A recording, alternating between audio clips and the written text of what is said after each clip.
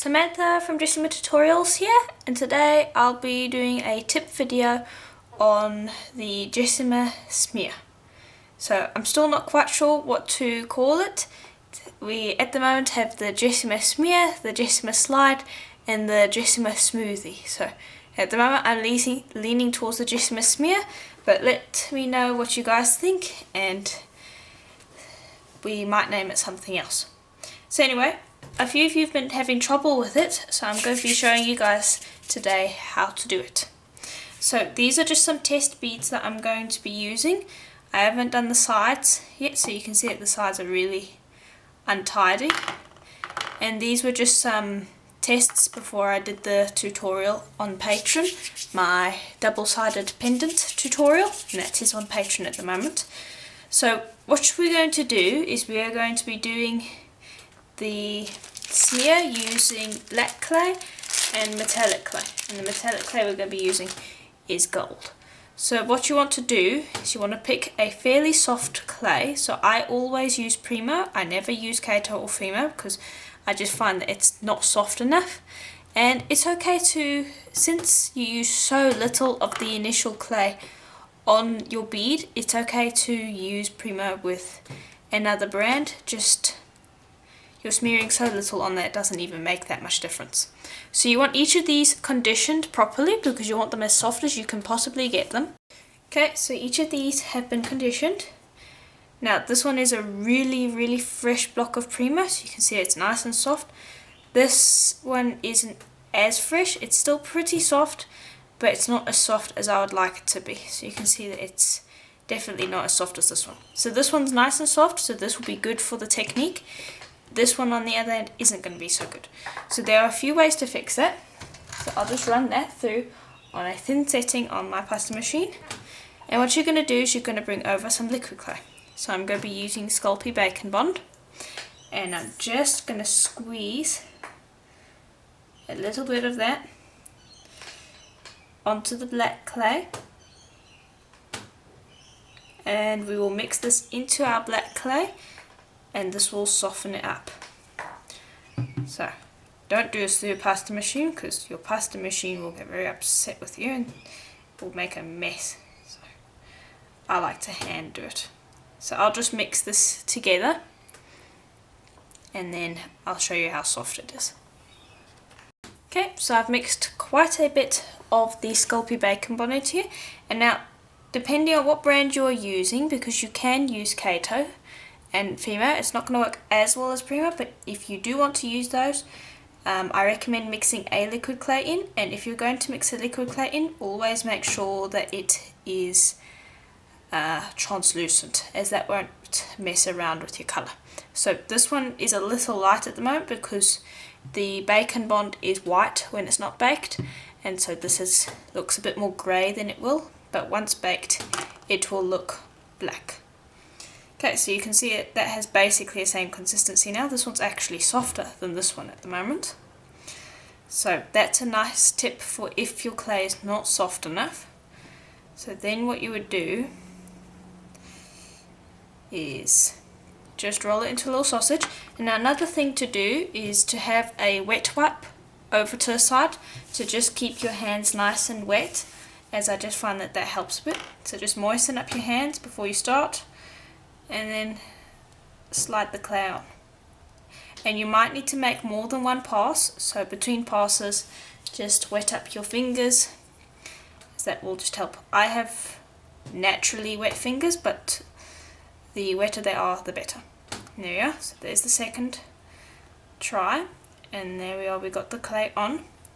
Now what you need to do is you can't just leave it like this, you need to go and press it into place to make sure that you've covered up all your edges.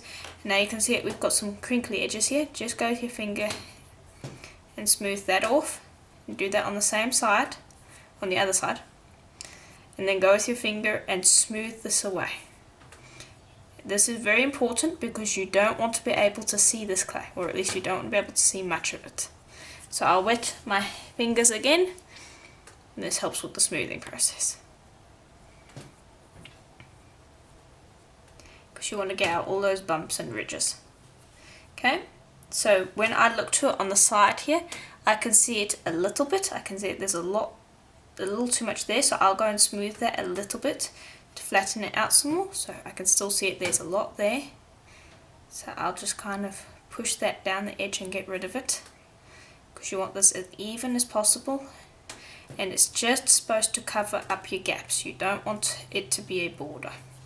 So then you'll wet your fingers again and smooth it.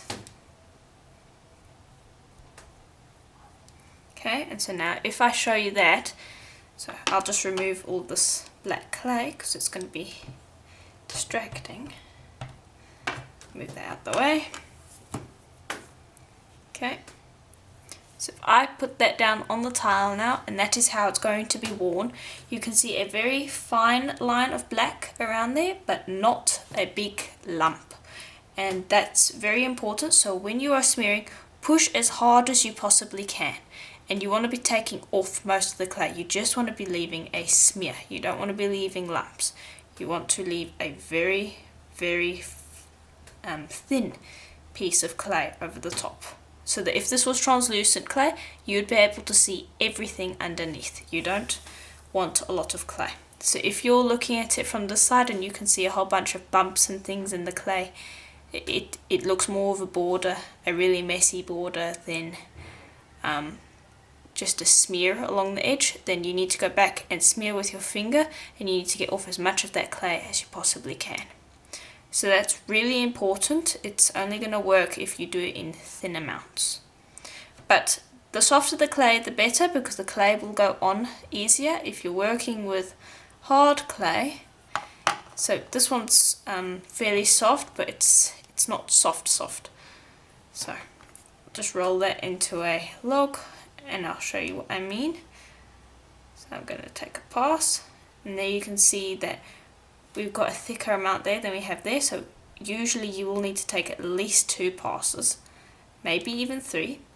You can see it, the clay is going to crumble, so you need to spend quite a bit of time cleaning it up. You can't just expect it to happen in one go. It's something that you have to work at. So you need to clean up the edges, and you need to make sure that it reaches to all the edges, and then smooth off any clay that's too thick. So there's a bit too much clay there, so just gently smooth it over the edge and get rid of it. And there we are, so you can see there's no gold there. And that's basically the trick to the Jessama Smear. So just make sure that your clay is as soft as you can get it, because the softer it is, the better. And if it's nice and sticky, like this one, because we put the Sculpey bacon bond in here, it's going to be really sticky, and so it's going to stick to your bead nicely. And then the wet wipe on the side keeps your fingers clean, and so the clay won't want to stick to your fingers, it will want to stick to the pendant. And so those are the 2 tricks that I find help make the process easier. And just make sure that you spend enough time on on smearing the smear on, to make sure that your smear is a smear and not a bunch of little lumps, because otherwise it's not going to look very tidy. So that's just the most important bit. You need to make sure that you remove as much clay as you possibly can. So I do hope that tutorial was helpful to you, and if it was, please do check out the links below. There'll be links to more tutorials like this one. And if it was helpful to you, please let me know, as that's always helpful to me. And as always, I hope to see you in the next tutorial. Bye for now.